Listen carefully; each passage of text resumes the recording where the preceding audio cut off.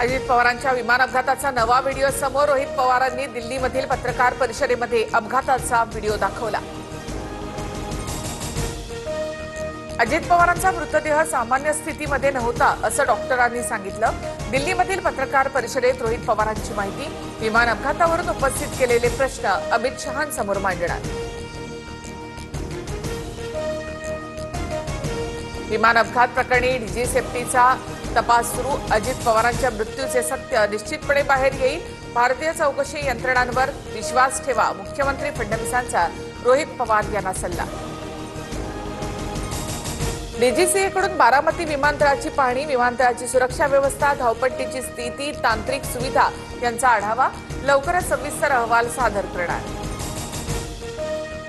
ASR कंपनीच्या विमानामध्ये black box बंद असतात.